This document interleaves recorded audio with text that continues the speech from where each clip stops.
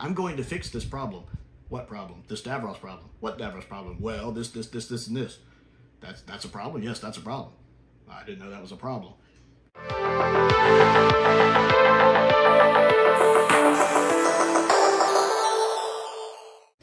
Hey guys, Prowl 1701 here, and today I'm going to talk a little more about the Davros situation from the Children in Need special. Now, I've touched on this once before, but I've had more time to think about it, and there are other points I want to address and to kind of explain why this has been such a backlash for so many people.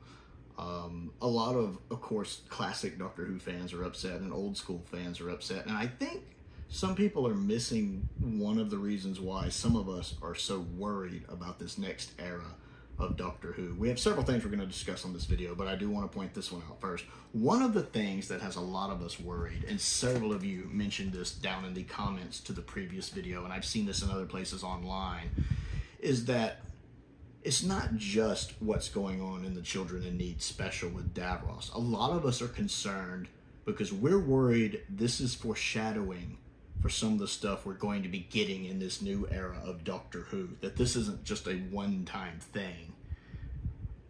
Because they're very much touting the new season of Doctor Who as a new era, like almost like a third Doctor Who series. Like we have Classic Who, we have what we've been calling New Who / Modern Who, and then we're going to have something new with them resetting to season 1. It's almost like they're starting the third Doctor Who series, and that a lot of things are going to change.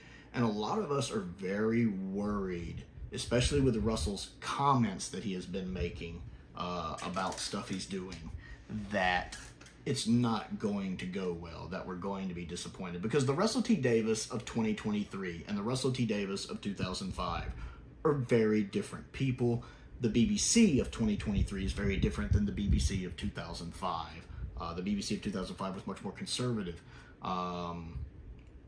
And Russell could be, I think, fully let off the leash here because he's kind of considered the savior of Doctor Who from then and now. And he's a very different person. And a lot of what may have had him reined in a bit, I don't think will be there now. I think he'll be able to do what he wants. And a lot of people, a lot of us are concerned that he is going to push too hard. And that a lot of his beliefs are going to find themselves creeping into the modern series. Now, don't get me wrong. There's nothing wrong with a lot of the things he's pushing. Diversity is a good thing. Inclusivity is a good thing. You know, I don't think Doctor Who needs to be 99% white dudes like some of Classic Who was. Let's be honest. It certainly doesn't need to be that. There's no excuse for that to be that with so many different actors from so many different ethnicities and genders, honestly, these days. Doctor Who does not need to be just white dudes. So inclusivity is a good thing, but nobody likes being pandered to. Nobody likes being patronized. No one likes being talked down to or lectured to like a lot of people felt the Chibnall era was giving us. A lot of people felt lectured like we were being talked down to, like we were stupid. Nobody wants that. Nobody wants that. And so a lot of people, dipped out with the Chibnall era. Some people dipped out with before that. Modern Who has really been going, I think, downhill for a lot of people from Series 6, from Smith's second season. It's never regained the highs of its early seasons. And a lot of that, people are concerned is going to continue. And so that's where a lot of this stems from, is just concern that the new era of Doctor Who is going to be exactly like what we got in the special, and that this was just preview night of what we're going to get, and that has a lot of people alarmed. Now, I think one thing people are also missing with Davros, and it's one thing I really think Russell misses here, is that the whole thing, like Russell tries to point out the trope of disabled people being cast as the villains or scarred people being cast as the villains. He wants to fight that trope. Honorable goal. His intentions, I understand. However, to me, that is a subset of a bigger problem. And for me, the main thing that a lot of these things, scars, deformities, disabilities, stem from is unattractiveness. Not looking attractive. Like, Because a lot of these things, like being disabled, being disfigured, being unattractive, they're all subsets of one thing, and that's unattractiveness being a put off. That people associating being attractive and handsome and good looking with good, and being unattractive with being bad. To me, they're all subsets of that. Like, physically undesirable traits like balding or scars or rough skin or a broken nose. Being unattractive is a lot of times associated with bad. Whereas, looking like one of the Chris's, Chris Hemsworth, Chris Evans, Chris Pine, Chris Pratt, is associated with good. And most of the heroes are the handsome, strapping, good-looking guys, whereas the villains were the creepy, unattractive guys, like, Blofeld or something. That's, to me, the common trope. And for me, disabilities are just a subset of that.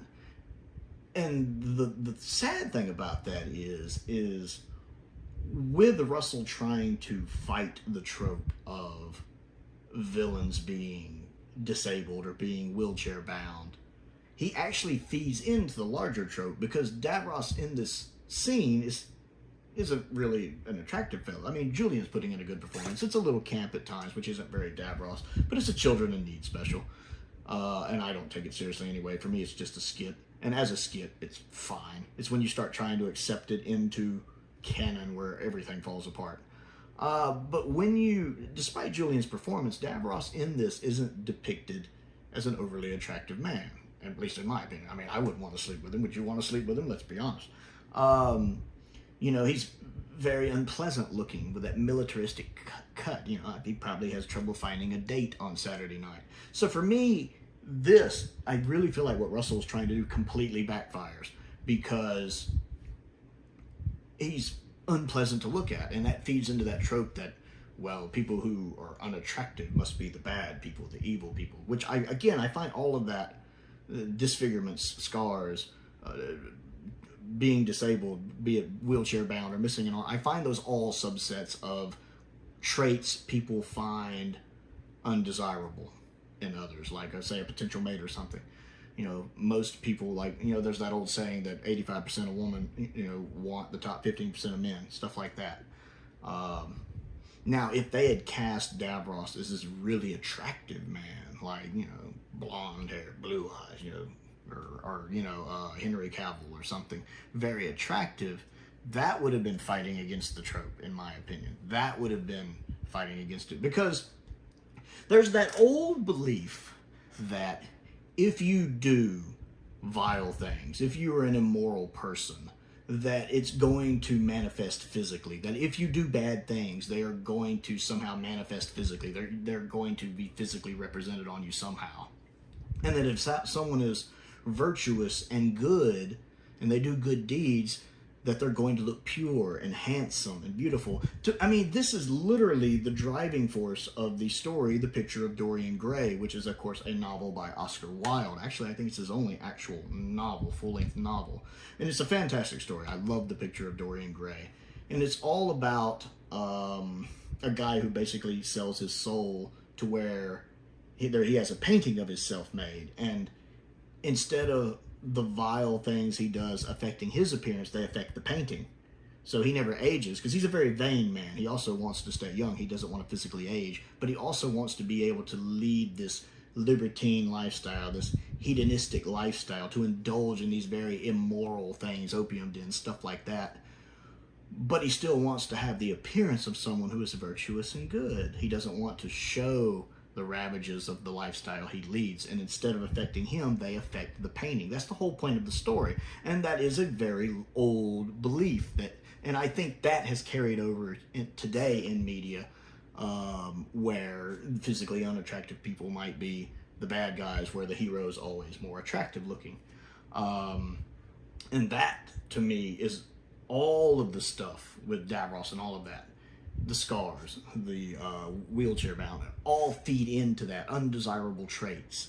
And so with him still making Davros look unappealing, unattractive, he's doing nothing to fight the trope and is actually contributing to it involuntarily, which is what he accuses other people of doing. And so it completely fails in that regard as well, in my opinion. Now, I'm not blaming people in the past at all, but the world changes, and when the world changes, Doctor Who has to change as well. We can evolve, we can... like now we're so much more advanced and so much better, and we fight those kind of tropes. We don't indulge in tropes that you know, unattractive people are bad or disabled people are bad, whereas attractive people are good and virtuous, yeah, and able people are, you know, they don't fall into those tropes. And the funny thing to me is when I start thinking about Doctor Who episodes that go against trope, that don't fit people into tropes, that actively fight against them, the funny thing to me is the story that does that better than any story in Doctor Who doesn't come from 2005, doesn't come from 2010, doesn't come from 2020, 2023. Nope. The story that fights that better than anything comes from 1965 in the story that opens season 3, a story called Galaxy 4. Galaxy 4, and some of you who are Classic Who fans who watch my channel, you're nodding sagely right now because you know exactly what I'm talking about, has the Doctor and his companions, Vicky and Steven, arrive on a planet. They meet two groups. One is these attractive, blonde-haired women called the Dravens, and these repulsive, slug-like creatures called the Reals. One of them is really good. One of them is really bad. Guess which is which? Of course, the Dravens, the blonde-haired women, are the really bad ones, whereas the evil, disgusting-looking Reals are actually the good ones, the benign. The Reals, who look repulsive and ghastly and untrustworthy, are actually benign creatures willing to help, even willing to help the Dravens. They're a wonderful species. Whereas in the Dravens, who look very attractive, who look virtuous, are actually the evil, selfish ones. That, more than any modern Doctor Who story, to me, fights tropes. And that's the whole point of the story, the entire point of the story. Keeping in mind, Doctor Who was a kid's show at the time. Very much a kid's show, arguably a family show, but very much a children's show, intent on teaching children. And the lesson of the story, it's a bit of a simplistic story, simplistic lesson. The whole point of the story is not to judge a book by its cover, not to judge by outward appearances, but to look at what's inside that counts, to go against tropes. So classic Doctor Who was fighting these tropes literally in the 60s. About, you know, and it's weird to hear Russell talk about how classic Who might have involuntarily led to these tropes. Okay, let's take a look at that again. Let's look at Davros's first story, Genesis of the Daleks, which of course is heralded as one of the greatest Doctor Who stories of all time. Most of you know this, even if you're modern Who fans, you've heard of Genesis, which of course introduced Davros. And a lot of people think Davros has fed into this, involuntarily fed into this. Well, I won't say a lot of people, because I never thought of it that way. And a lot of actual wheelchair-bound people who have been on, and not only in my comment sections, but on forums the past few days, have never thought of it that way either. But some people are trying to say, well, this might have involuntarily fed into the trope that people in wheelchairs, you know, are always cast as bad people. People are just disabled people. Okay, but here's the thing.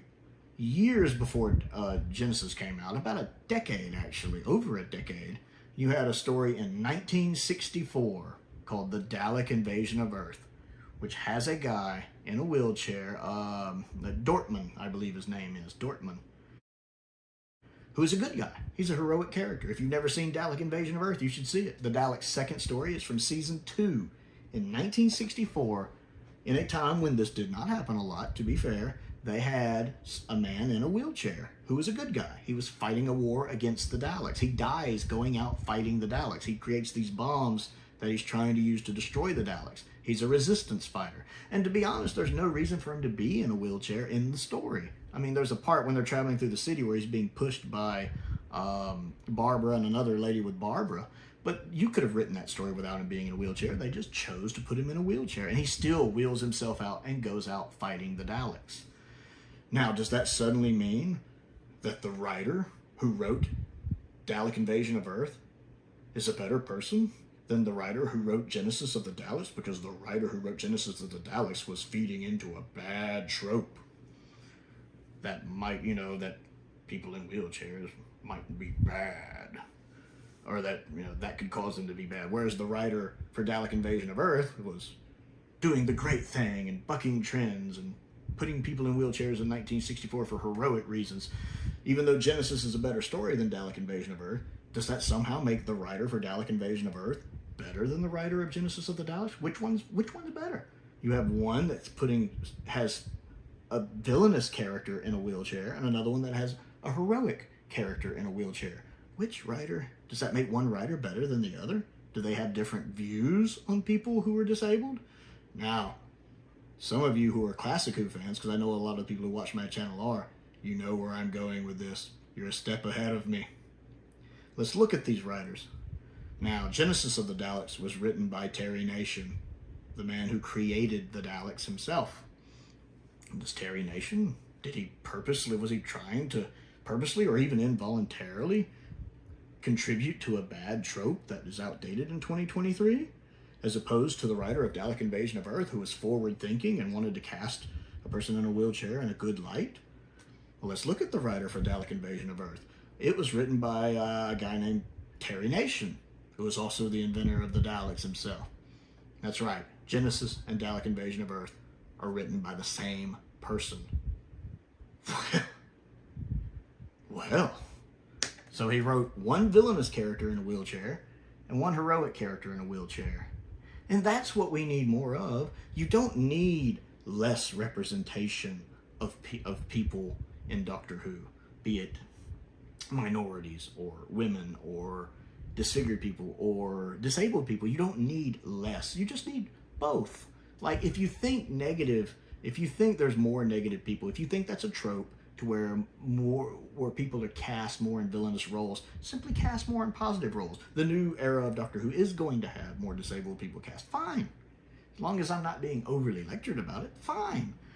I think that's something you should do. That's something Vera touched on in her recent video about this for Council of Geeks. And while I disagree with several things she talks about in her video, and I agree with some things, and some I find argumentative, that's one thing I do agree with. I think Terry Nation sets the perfect example here, where he has written two characters, wheelchair bound, two disabled characters. One is in a villainous role, one is in a heroic role. And if you actually look at these two characters, they parallel each other so closely.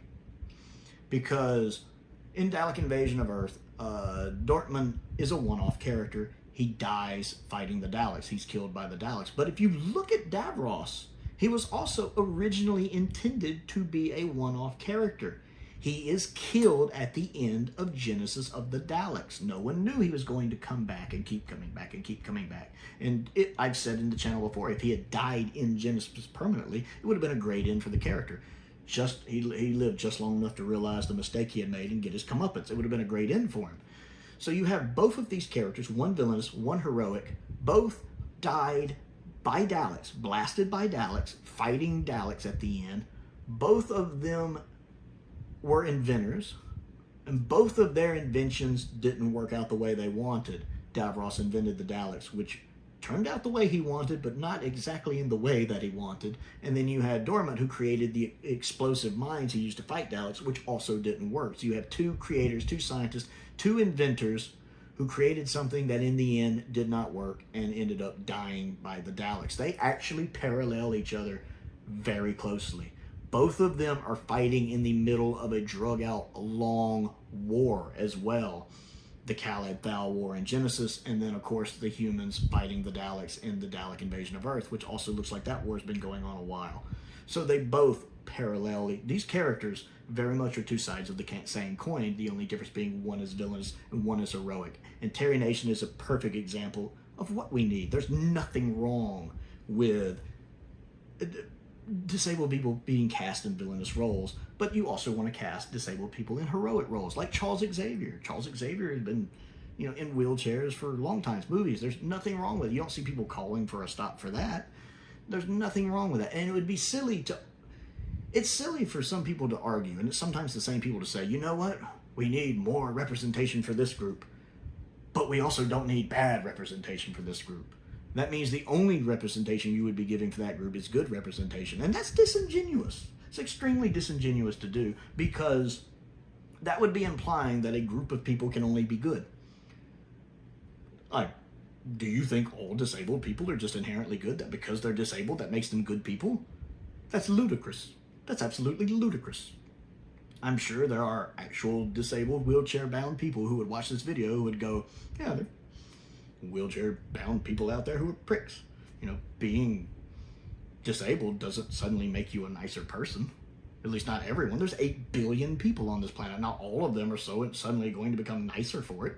Not all of them are going to become bad for it either. Some of them are going to get better for it. Some of them are going to get worse. Some of them are going to stay the same. I mean, a physical impairment like that is going to affect you. Physical trauma causes mental trauma. That's just a fact. Post-traumatic stress is a real thing. But I think Terry Nation is a perfect example here. That we need. There's nothing wrong with casting Davros as the old Davros. Just make positive characters as well. There's nothing wrong with that. And another thing is I feel like Russell's trying too hard to make his point. Like, you could have done this sketch without Davros. Instead of having Niter over the intercom, you could have had Davros over the intercom. Like, they didn't do this point because they thought it was the only way to have Davros in the sketch. They did this because they wanted to do this, because they wanted to show Davros in his more callid form. That was the point they were pushing. Where you could have just had Davros pop over the intercom the way Niter did. And I do love that bit when Niter pops on the intercom, because I absolutely love Peter Miles. He's phenomenal. But they didn't. Instead of just having Davros off screen or where you just hear his voice, they purposely brought him in when there was no need to do that. The skit would have worked just fine without him being there in person. And another thing about Genesis, to fight that argument of, well, Genesis, you know, Davros, again, contributes to that trope that people who are, you know, disabled or wheelchair bound or villainous people, but nobody's talking about the fact Niter's right next to him. Niter's able-bodied. He's also villainous. I mean, he's almost as villainous as Davros is villainous. Not quite as megalomaniac, but I mean, Niter is a pretty evil dude and does a lot of evil things in the story, and he's able-bodied. I mean, but you don't see anybody pointing that out. Matter of fact, if you think about it, Niter really is Davros's arms and legs. He really is. He's basically Davros's physical body, because whatever he tells Niter to do, Niter does. He has a very almost fanatical obedience to Davros, no matter what Davros is. I mean, he plays.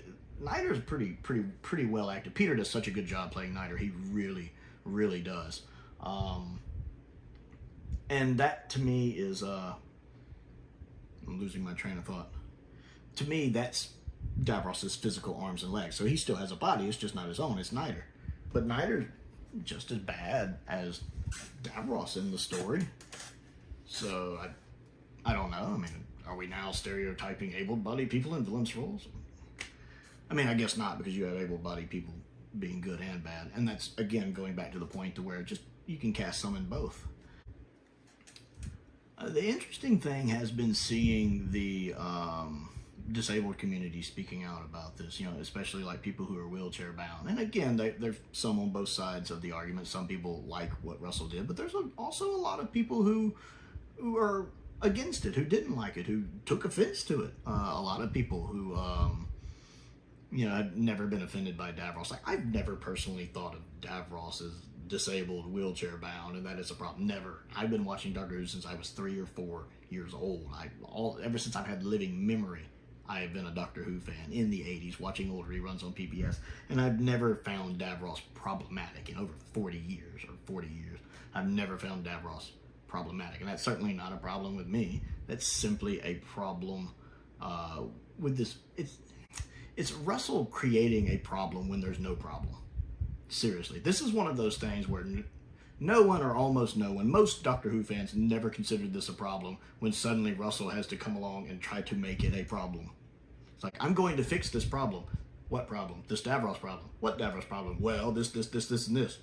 That's a problem? Yes, that's a problem. I didn't know that was a problem. So, you ever seen something like that where people try to fix problems where there's no actual problem? So we're going to give you a solution to the problem that's not there. I've never found it problematic. And I find it interesting that a lot of these people, a lot of wheelchair-bound people, have never found it problematic. People talking about themselves or family members or friends who love Davros, get a kick out of Davros, who I think also understand that being disfigured or being unattractive or being disabled doesn't inherently make you good or bad. It's your character, you know. Being evil makes you evil. Being good makes you good. And whatever in between makes you whatever in between. And I think a lot of people would agree on that. And I'm a bit rambling. I'm sorry. I really wanted to get my point across. I'm sure I'm forgetting. I've ran this video in my head so many times because I feel like this is an important topic. I mean, at the end of the day, how you feel about this is how you feel about this. You're entitled to your own opinion. Everyone is. I feel like I feel like Russell created a problem that wasn't there, and that he tried to fix a problem that wasn't there, or that most people didn't think was there. I've never thought of Davros like that. It's just like I don't look at Xavier and go, that's a positive role member for disabled people. I just, oh, cool. You know, he's in a chair, he was in an accident, he lost his legs, he's still a great dude.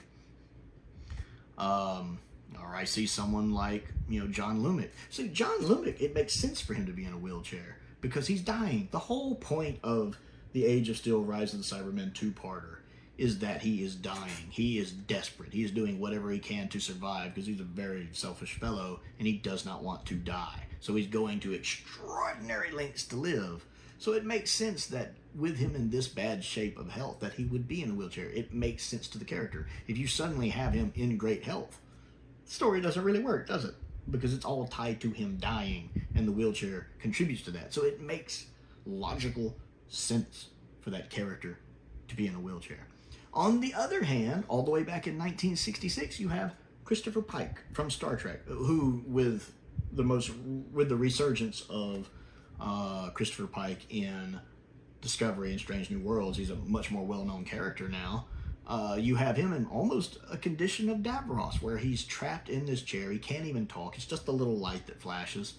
But he's still a heroic and good character. So even in 1966, you had characters fighting this trope in a wheelchair. You look at Christopher Pike, and it's kind of tragic what happened to him, but he got put in that wheelchair because he saved lives. It talks about that in the Menagerie two-parter, how he was saving lives and saving engineers and stopping some kind of coolant leak or something. I think we actually see that happen in like Discovery with like a flash forward scene where he sees what happens to him, what he becomes, and he goes down that path anyway because Captain Pike is a good person.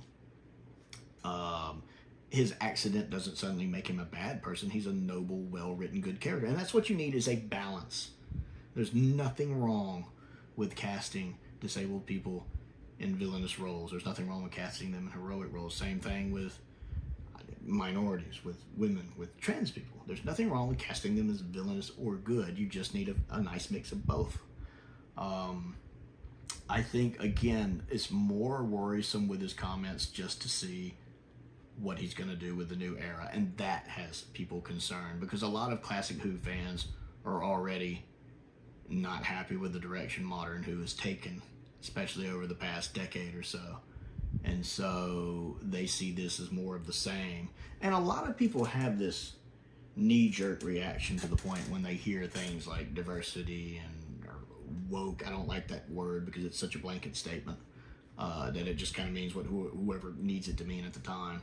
Or inclusion. There's that knee-jerk reaction to just want to roll your eyes because it's happened so much and sometimes needlessly to the detriment of a story that they immediately have that knee-jerk reaction of, oh God, and just checking out when they could be missing out on something good, potentially. I mean, you see the backlash really starting to hit. You see the Marvels tanking, with the Marvels having the worst opening of an MCU movie ever, with only 47 domestically in the US, and it having the lowest drop-off ever for an MCU movie, with a 78% drop from week 1 to week 2, which is staggering.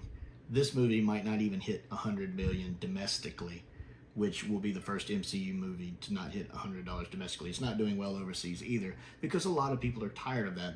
All of the Marvel movies have been suffering. A lot of the new Hunger Games isn't doing as well as they'd hope, because a lot of people are tired of, I think in the Hunger Games movie, just Rachel Zegler won't stop talking, and a lot of people get frustrated by that, and they get turned off. And as soon as they start hearing these kind of things, they just immediately clock out.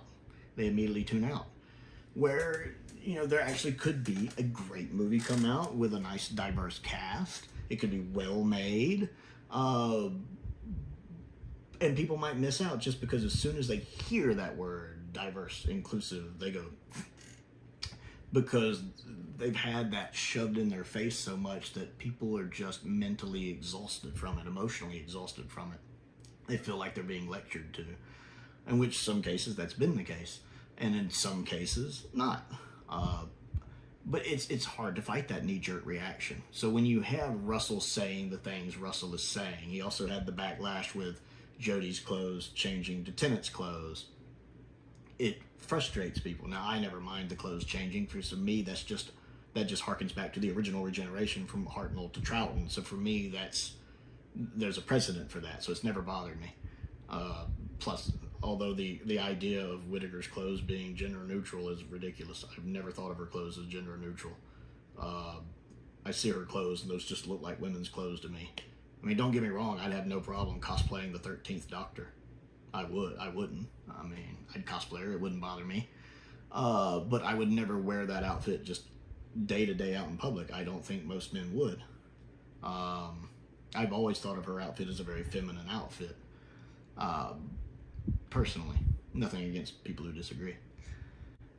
But yeah, I think that's the main problem, is people are just concerned with what's coming next. I'd like to know what you think. Comment down below and let me know. Don't forget to click the like button and the subscribe button and the bell for notifications so you never miss out on another video. I also have a Patreon if you would like to support me on that. I want to give a shout out to some of my top tier patrons, Stephen Crane, Colin Coney, and Finn Perkins. I appreciate their support, as I do the support of all of my patrons. It does make a difference. Down in the description, I also have my P.O. box. If there's anything you'd like to send me to look at and review, links to the Amazon wish list, links to the Amazon UK wish list, and YouTube memberships are available as well. Most importantly, don't forget to comment down below and let me know what you think. And as always, thank you for watching.